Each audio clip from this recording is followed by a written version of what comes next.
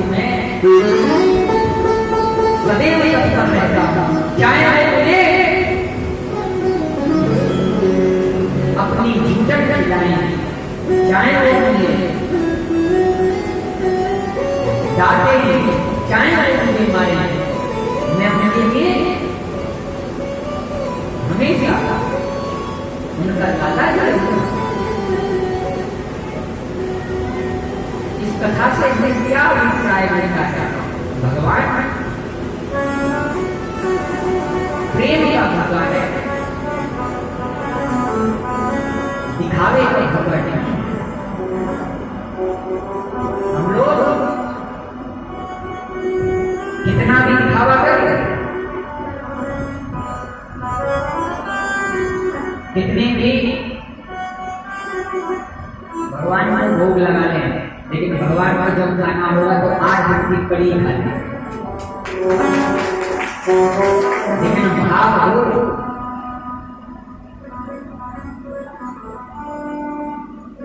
जिसकी एक ही कृपा बिंदु से सकल विश्व को पलते देखा, जिसकी एक ही कृपा बिंदु से सकल विश्व को पलते देखा, उसको मां यशोदा के घर में 100 बार चलते थे। 100 बार बजता है उन रजामणों के लिए, उन गोपिकाओं के लिए, उन सखाओं के लिए, अपनी मां के लिए, यशोदा के लिए।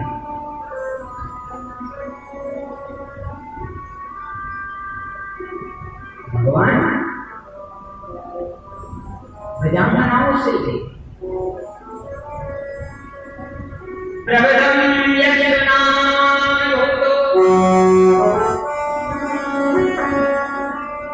जो भूत में भी उत्पन्न हुई है, जो भविष्य में भी आएंगी और जो वर्तमान में भी हैं, वह सब ब्रजवासी भगवान के सहचरी तो हैं। क्योंकि ब्रजवासी तो यही कहते हैं, व्यास भरोसे कुंडी के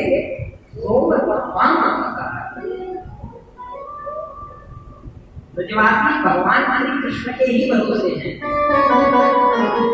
उनको तो किसी और की आवश्यकता ही नहीं।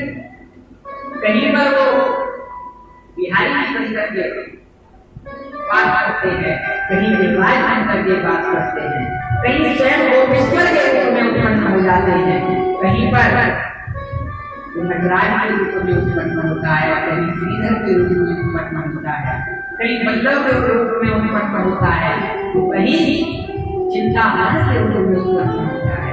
क्योंकि ब्रज तो ब्रज श्री कृष्ण शादी है।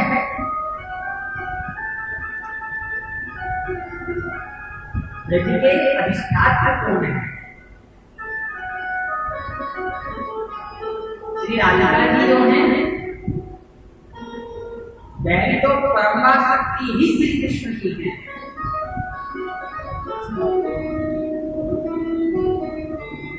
रघु से क्या कह रही है?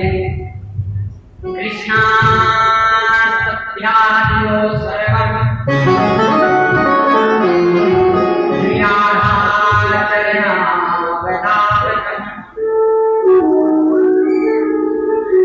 जिसकी सेवा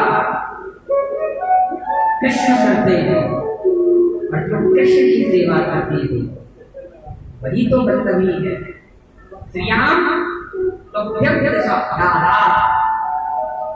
जो स्त्री है वही तो श्री राधिका है। और उन्हीं के संग क्या करना है महाराज? उन्हीं गोपिकाओं के संग महाराज करना है भगवान। हम वर्षाली जाते हैं, वर्षाली सब लोग क्या करेंगे? और वहां पर देखिए हमारा कन्हैया जो पिया वो घर का पानी पी करके बड़ा हुआ है, लेकिन श्री लाडली जी एक हमारे हम गोवर्धन में गए थे महाराज जी परिक्रमा करने, और हमारे घाट आश्रम सुखदास आश्रम पर एक महात्मा रहते थे कृष्णदास, बहुत बहुत मस्त महात्मा। और सबसे बड़ी समस्या ये थी कि उनको रात को कुछ दिखाई नहीं देता था, दिन में दिखता था। अब हम गोवर्धन की परिक्रमा लगा रहे थे तो किसी माता से वो टकरा गए, क्योंकि रात का समय था। अब टकरा गए तो जाना तो उधर था, मुंह उनका उधर हो गया तो उल्टी तरफ चले गए। अब हमने देखा कृष्णदास कहां चले गए, तो कृष्णदास जी उल्टी तरफ जा रहे, परिक्रमा चल रही है, सीधी तरफ हो जा रहे हो। अरे अपने काबरी को पकड़ के लाओ, पकड़ करके लाए। और फिर अन्य गांव से आगे वो राधा कुंड पड़ता है, तो हम आपको बता रहे थे कि यहाँ पर राधिका जी स्नान करती थी। तो बोले राधिका जी को बहुत काम नहीं था कि बरसाना छोड़ करके 15 किलोमीटर दूर नहाने आती थी। अब बताइए अपने बरसाने से 15-20 किलोमीटर दूर नहाने आती थी राधिका जी को। क्या उनको सुबह से शाम तक यही काम था और कोई काम ही नहीं था? हमने कहा ऐसा नहीं, कभी आकर के नहाई होंगी। महाराज तुम्हारी लीला में तुम भी जानो और तुम्हारे भगवान की लीला में तुम भी जानो। मैंने कहा वो कैसे? बोले अलग अलग सखियों के लिए अलग अलग कुंड बनवा दिए। अरे भैया ये लंबी छोड़ी हुई ललिता सारे कुंड है। फिर हम थोड़ा सा आगे बढ़े तो हमने उनको कहा कि महाराज ये दान घाटी है, यहाँ पर दान दिया जाता है, विद्युत का दान करना चाहिए, चढ़ाना चाहिए। भूखा है वे, हमेशा इसको खाने की चीज कुछ लोग खा गया है तो अभी भी इंतजार करता है। महात्माओं की गाली भी इसमें सुनी, वही तो कृष्ण है। संत मेरे मोर मुख में संतन को गाला, वही तो कृष्ण है। और जितने संत, एक हमें दृष्टांत दिया गया कि संत माधवदास हुए हैं और माधवदास जी इतने सरल संत हुए भारत भूमि पर कि उनसे सरल संत मिलना भक्त मान के अंतर्गत उनका प्रसंग आता है। एक माता के यहाँ पर वो रोजाना भिक्षा मांगने जाते हैं, क्योंकि संतों का स्वभाव है भिक्षा मांग करके खाना। वो भिक्षा मांगने जाते, लेकिन वो माता जी उनको भिक्षा न देकर के गाली देती।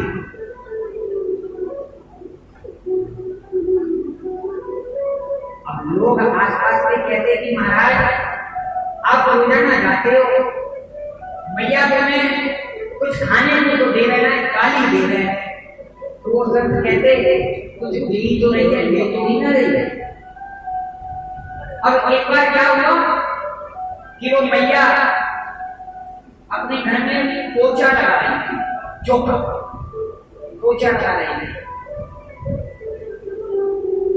और पोछा लगाते समय वो बाबा जी प्रकट हो गए, आ गए। बोले मैया भिक्षा नहीं। और मैया को गुस्सा आया, मैया ने वो पोछा ही उठा करके बाबा की छाती पर दे दिया। ले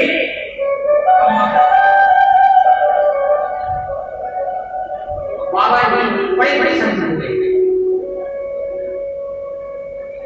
बड़े बड़े संत हुए। बोले चलो आज इसने कुछ दिया था। संत माधवदास ने उत्तर इसी का देखा, पोछा तुमने दिया है तो पोछा तुझे देगा। संतों को अगर कोई मारे भी तो संत से आशीर्वाद ही और वो पूछा भी प्रसन्न हो गया महाराज। लेकर के आए माधवदास और माधवदास जी ने उस पूछे को धुला, साफ करा। जो पीक में जो गंदी संदी जगह लगता था वो कपड़ा, उसको एकदम सुंदर करा, साफ किया और साफ करने के उपरांत उसमें से बत्ती बनाई और बत्ती बना करके ठाकुर जी के मंदिर में उससे दीप प्रज्वलित किया। वो पूछा भी सोचने लगा, कहाँ मैं पीक में पैरों में पड़ा रहता था, लेकिन संतों की कृपा से आज मैं भगवान के मंदिर में जल रहा था। और वो पूछा कि भगवान के रोशनी दे रहे हैं, भगवान उसके प्रकाश दिख रहे हैं, दर्शन दे रहे हैं। वही संत तो ब्रज की गोपिकाएं हैं, भगवान को गाली दी है, भगवान को लाल भी बड़ा है, भगवान से स्नेह भी करे और भगवान को हमारे लिए लगाए। श्री देवरा बाबा वाह, हमको ललिता सखी का आधार कहा जाए।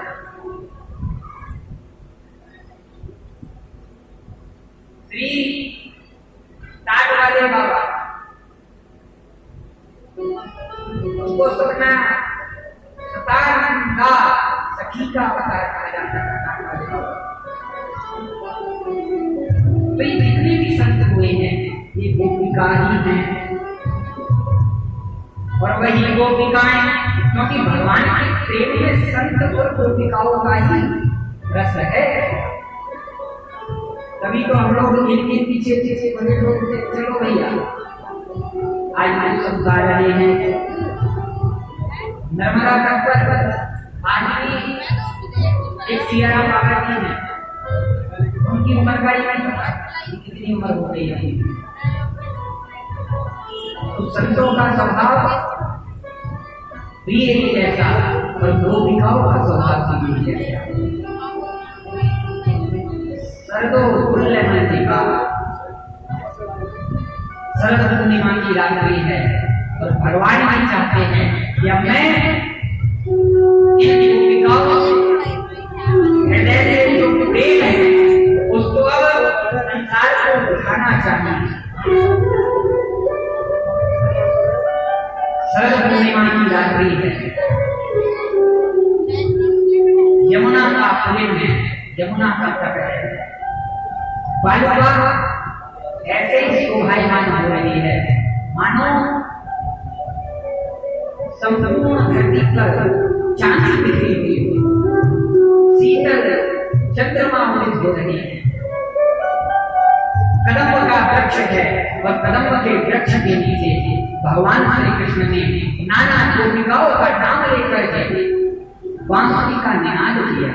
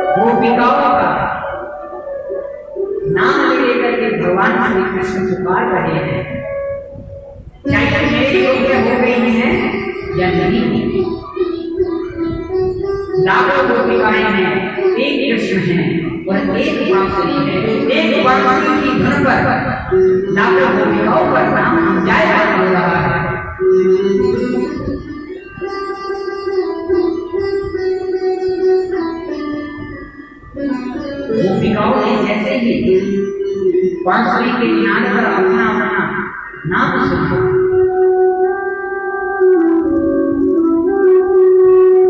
अपने कार्यों को छोड़ करके दौड़ पड़े। कोई अपने बच्चे को दूध पिला रही थी अपने बच्चे को पलने में पलट करके दौड़ पड़ी। आज मुझे परम पिता परमात्मा श्री कृष्ण ने बुलाया है, कहीं मैं लेट ना हो जाऊं। दौड़ कोई अपने पति के लिए व्यंजनों की व्यवस्था कर रही थी, भोग की व्यवस्था कर रही थी, भोजन को छोड़ करके दौड़ पड़ी। कोई अपना श्रृंगार कर रही थी, एक नेत्र में काजल लगाया, दूसरे नेत्र में लगाना ही भूल गई। दौड़ पड़ी यमुना के कुलेर पर।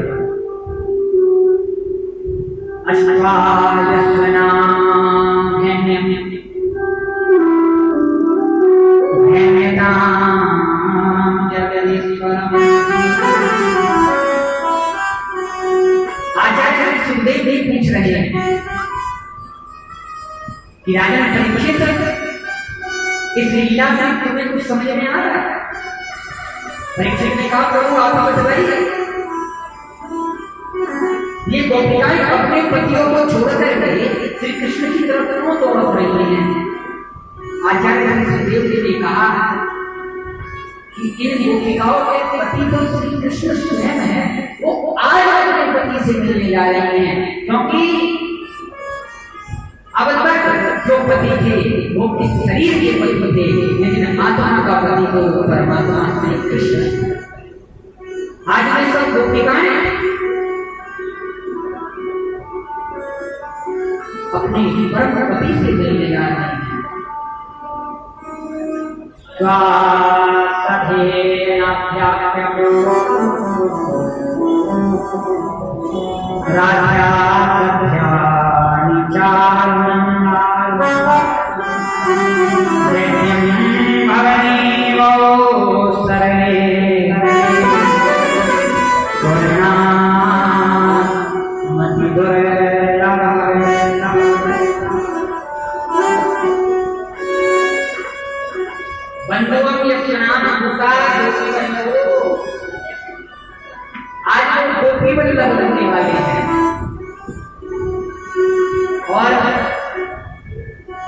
यमुना के कुलेर पर सारी गोपिकाएं खड़ी हैं। गोपिकाओं के बीच में श्री राधिका जी विराजमान है, श्री जी विराजमान है। कदम के नीचे भगवान श्री कृष्ण है, और कृष्ण ने देखा कि गोपिकाएं एकत्रित हो गई हैं, तो श्री कृष्ण ने उन गोपिकाओं का स्वागत किया। क्या स्वागत किया? स्वागतम तो महाभाग आत्म विद्यानि सर्वगम। आइए गोपिकाओं, आपका स्वागत है। आइए, मुझे देखा है गोपिकाओं से भगवान श्री कृष्ण कह रहे हैं कि आप यहाँ पर क्यों आए? क्योंकि भगवान अपने भक्त को पहले ही बजा करके देख लेना चाहता है कि मेरे लायक है या नहीं। अपने घड़े को बजा करके देख लेता है, एक कच्चा है या पक्का है। उसी प्रकार भगवान गोपिकाओं को भी बजा करके देख लेना चाहते हैं कि ये मेरे योग्य है, मेरे रास्ते योग्य है या नहीं। आप क्यों आई हो यहाँ पर? किस कारण से आई हो? अरे रात्रि का समय है, कहीं जंगल में तुम्हें कोई जानवर खा जाए। उन गोपिकाओं ने कहा बड़े निष्ठुर होगा, पहले तो बांसुरी पर हमारा नाम लेते हो और फिर ये कहते हो कि क्यों आए हो? श्री कृष्ण गोपिकाओं से कहने लगे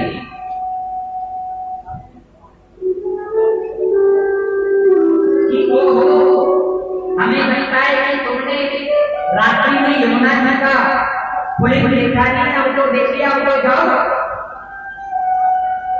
गोपिकाओं ने कहा कि हमने यमुना जी का पुलिंग भी देखा है और तो श्री कृष्ण को देखना है। भगवान ने कहा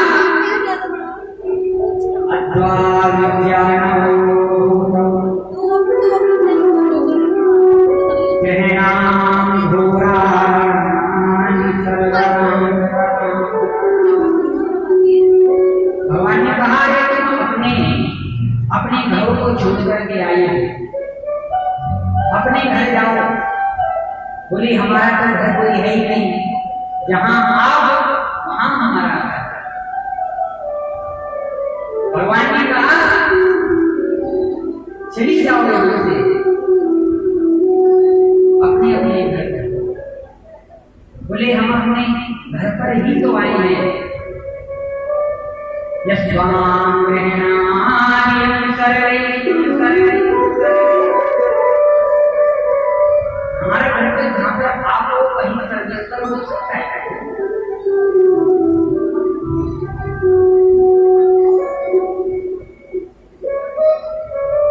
ये ईट लालों का घर हमारा घर नहीं है, ये शरीर का